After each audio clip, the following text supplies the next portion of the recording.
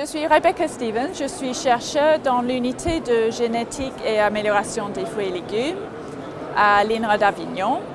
Donc, je vais vous présenter nos espèces d'intérêt. Donc, on cultive, on a les ressources génétiques pour 4 espèces d'intérêt régional. Donc, on a des aubergines qu'on voit ici. On voit bien la diversité de couleurs et de formes. On a aussi une collection de poivrons, de piments, et avec également, et ici on voit bien les différentes couleurs et les différentes formes. Et on a 2 autres espèces qui ne sont pas présentées aujourd'hui parce que ce n'est pas la saison. Donc on a une collection de melons. Il y a environ 2500 melons.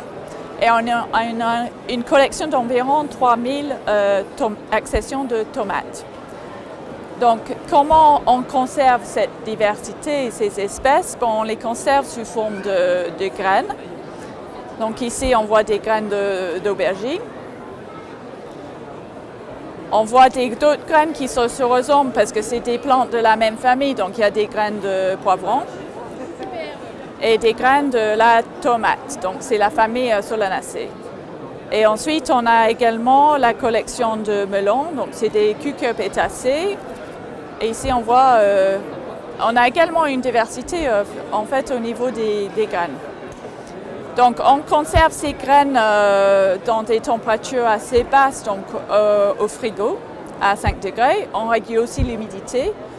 Ou sinon, on peut les conserver à moins 20 degrés, où elles se conservent beaucoup plus longtemps. Mais pour les conserver à long terme, on est obligé de les multiplier, donc de les faire pousser, de cultiver la plante, de récolter des stocks de graines qu'on va conserver. Et en faisant ces multiplications, on en profite aussi pour caractériser les plantes.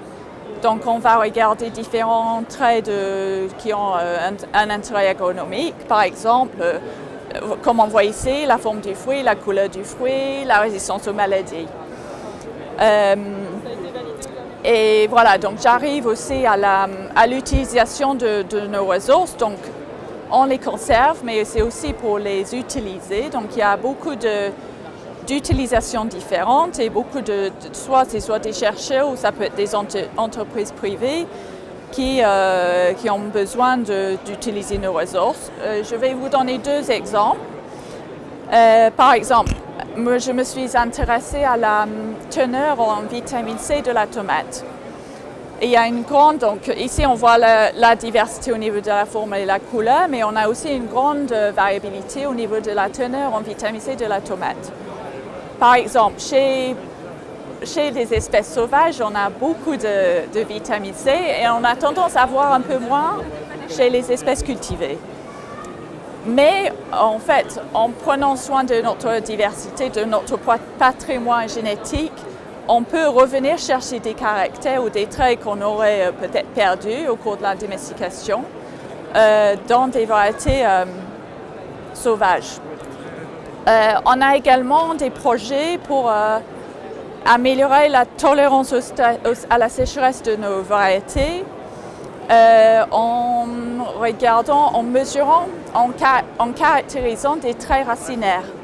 Donc, on va commencer à regarder les racines de nos espèces parce que, par exemple, on sait très bien que chez d'autres espèces, la longueur de la racine principale est corrélée à une résistance à la sécheresse. Donc, voilà 2 exemples de nos programmes de recherche et des beaux exemples de nos espèces.